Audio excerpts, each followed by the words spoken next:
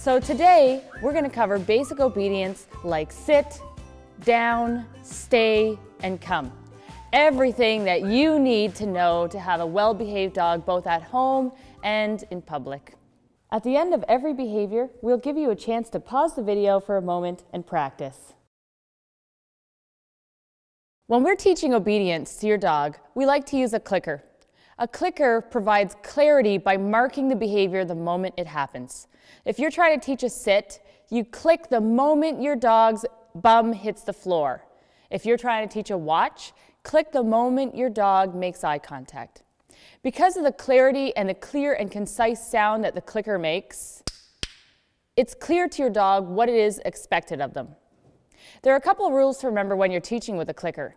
Rule number 1, always follow the sound of the click with a reward. The clicker is a promise to reward. Another thing to remember of the clicker is that because you choose to use a clicker, it doesn't mean that you have to walk around with a clicker in your pocket 24/7. If you forget your clicker that day, you can simply use a verbal marker, yes, in place of the clicker. The clicker is actually used for teaching a behavior. Once your dog understands the behavior, you can replace the click with a verbal marker. This consistent sound provides clarity during the teaching phase, which is why it is then phased out later for the verbal marker instead.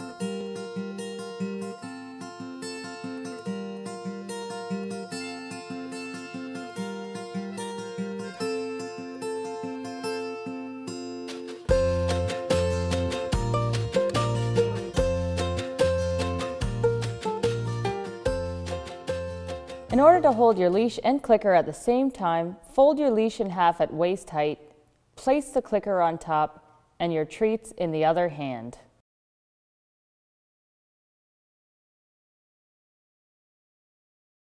So first, before we get started, it's important to know that dogs communicate largely with body language. The dog is always looking at your body, trying to decipher what you're trying to communicate. So when humans teach, we're often talking to our dog. We often make mistakes like continually repeating our cue, sit, sit, sit, sit. While we're doing this, the dog is looking at our body language, trying to figure out what we're trying to tell them. So in order to make it very easy for your dog, first teach without any words whatsoever. As you are luring your dog into a sit, your luring action becomes a hand signal.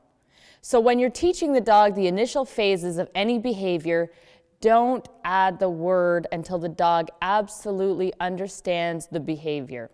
So you would practice luring your dog into a sit 10 times. Once the dog is absolutely following the lure into the sit, you have a hand signal.